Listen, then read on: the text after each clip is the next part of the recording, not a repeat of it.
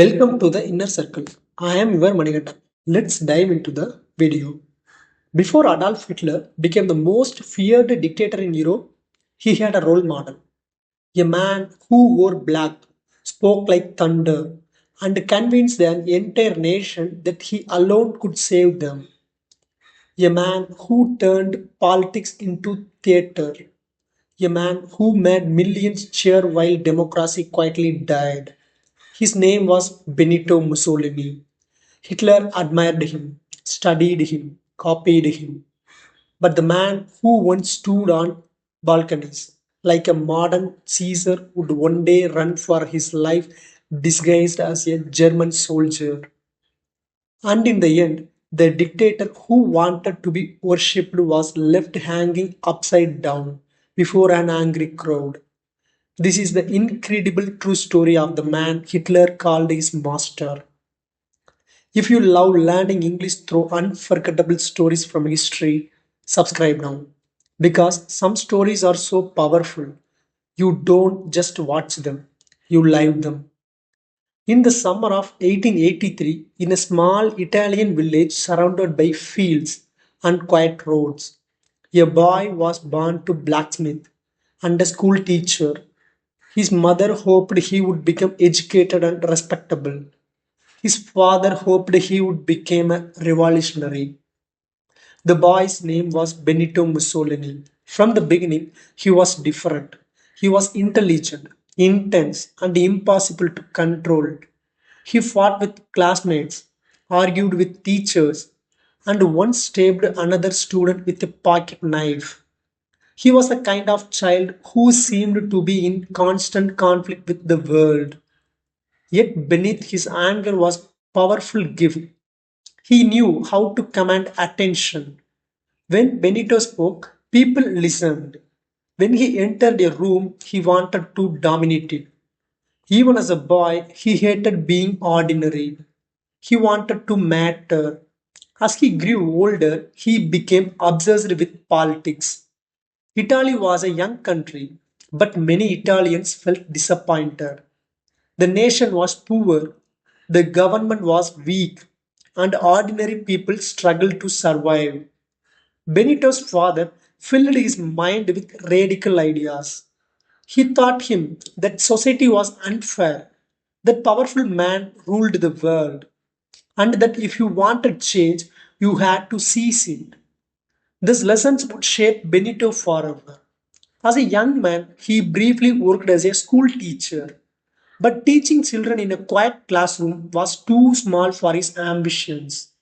He wanted excitement. He wanted influence. He wanted history. So he left Italy and traveled to Switzerland. There he lived in poverty. Some nights he had nowhere to sleep. Sometimes he went hungry. Sometimes he slept under bridges. But those years hardened him. He read constantly.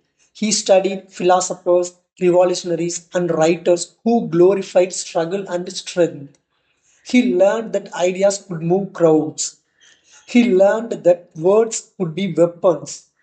And he discovered that he possessed an extraordinary talent. He could speak in a way that made people feel as if history itself were calling them. When he returned to Italy, he entered politics through journalism. His articles were bold, emotional, and impossible to ignore. He attacked his enemies with ferocious language. He praised action. He mocked weakness. He wrote as if every sentence were a battle. Soon, he became editor of one of Italy's most important socialist newspaper. He was still young, but already famous. Thousands read his words. Workers admired him. Opponents feared him. For many men, this would have been enough. For Benito Mussolini, it was only the beginning. Then came the event that changed Europe forever. In 1914, World War I erupted. At first, Mussolini opposed the war. But then he changed his position. He began arguing that war could transform Italy.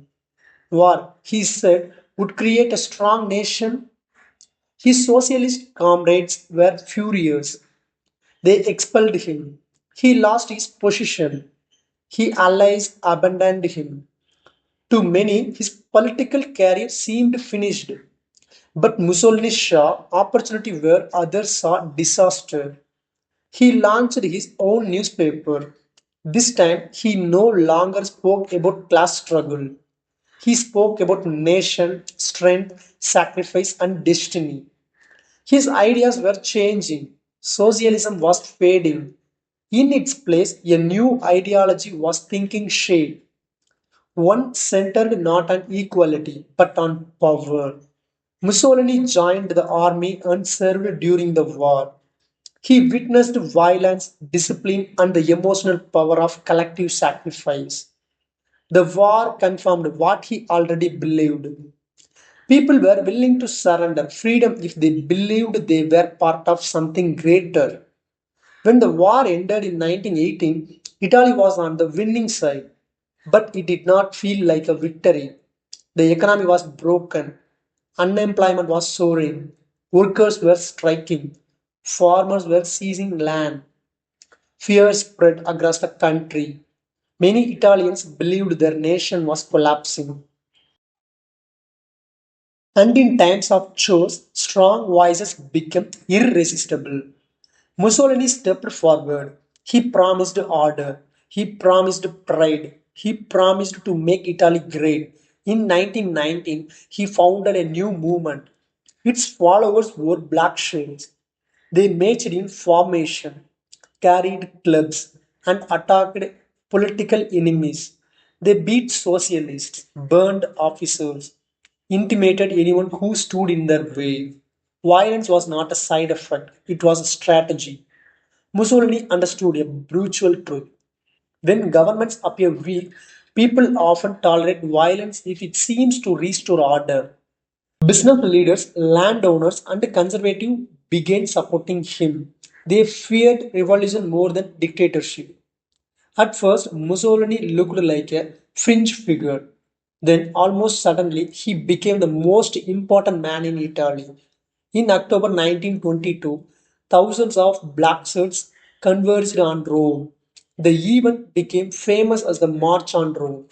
It was carefully staged display of power. Mussolini was gambling. If the king ordered the army to resist, his movement might collapse. But if the king hesitated, Italy would belong to him. King Victor Emmanuel III made his decision. He refused to stop Mussolini. Instead, he invited him to become prime minister. At just 39 years old, Benito Mussolini took power. He arrived in Rome in a dark coat, calm and confident. He looked like a man who believed destiny had chosen him. At first, he governed within the political system, but step by step, he dismantled it. Opponents were threatened, journalists were silenced, elections were manipulated. Then a politician named Giacomo Matteotti publicly exposed fascist violence. Days later, he was kidnapped and murdered. The nation was shocked. For a moment, Mussolini seemed vulnerable. Instead of retreating, he became more ruthless. In 1925, he effectively declared dictatorship. Italy was no longer a democracy. Mussolini adopted a new title, the Deuce too. The leader, it was short, simple, and powerful. And soon it was everywhere. His face filled newspapers, his voice filled the radios, his image dominated schools and public buildings. Children were taught to admire him. He posed harvesting wheat, riding horses, and flying airplanes. He projected strength and certainty. Whether the image was real mattered less than whether people believed it, and millions did. Mussolini promised to revive the glory of ancient Rome. He spoke of empire, of destiny, of national greatness. Crowds cheered. Foreign leaders watched with fascination. Among them was a rising German politician named Adolf Hitler. At that time, Hitler was still trying to build his movement. Mussolini was already a global celebrity. Hitler admired him deeply. He copied the uniforms, the speeches, the rallies, the cult of personality. When Hitler attempted to seize power in Germany, he was imitating Mussolini. In those years, Mussolini was a teacher, Hitler was a student. Mussolini's prestige reached new heights in 1929 when he signed an agreement with the Catholic Church, resolving a long standing conflict between Italian state and the Vatican. Many Italians saw this as a historic achievement. His popularity soared. He seemed unstoppable. But admiration can become addiction. Mussolini no longer wanted to be merely successful. He wanted immortality. He wanted to be remembered as the man who restored the Roman Empire. In 1935, he invaded Ethiopia. Italian forces overwhelmed the African nation. Propaganda portrayed the conquest as proof that Italy was once again an empire. Crowds celebrated. Mussolini stood before them like a triumphant emperor. Yet, beneath the spectacle, danger was growing. In Germany, Hitler had taken power, and Germany was becoming stronger with astonishing speed. At first, Mussolini saw Hitler as an imitator. Then he began to realize something unsettling. The student was becoming more powerful than the teacher. After the invasion of Ethiopia, many countries criticized Italy. Mussolini felt isolated. Hitler offered friendship. Mussolini accepted. The two dictators grew closer. The alliance would change history. Mussolini, once the model, was now increasingly dependent on Hitler. To maintain the relationship, he adopted policies he had once resisted. In 1938, Italy introduced racial laws targeting Jewish citizens. Families who had lived peacefully in Italy for generations were suddenly excluded. It was one of the darkest decisions of Mussolini's rule. Then came World War II. When the war began in 1939, Italy was not ready. Its economy was weak. Its military lacked equipment. Its industry was underprepared. Mussolini knew this, but he feared missing out on German victory. In June 1940, as France was collapsing, he declared war. He expected quick rewards. Instead, he led Italy into disaster. Italian forces performed poorly. Campaigns in Greece and North Africa turned into humiliations. Again and again, Hitler had to rescue his ally. The once proud, the Deuce too began to look ineffective. The man who promised greatness was delivering defeat. Bombs fell on Italian cities.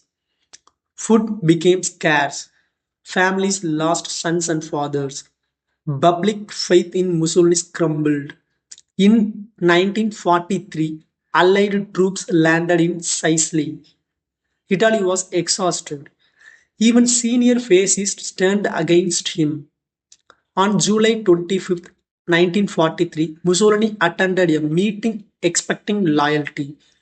Instead, his own colleagues voted to remove him. He wanted to see the king, hoping for support. The king informed him that he was dismissed. As Mussolini left the meeting, police officers arrested him. After more than 2 decades in power, he was suddenly just a prisoner. But his story was not over. Hitler refused to abandon the man who had inspired him. German commandos launched a daring rescue at a mountain hotel where Mussolini was being held. The operation was dramatic and successful. Mussolini was flown to Germany, but the man who emerged from the aeroplane was no longer the commanding figure of the 1920s. He looked tired, older, defeated. Hitler installed him as leader of a puppet state in northern Italy. On paper, Mussolini was still in charge. In reality, he was a prisoner with a title. Italy descended into civil war. Partisans fought fascists and German forces. Violence intensified.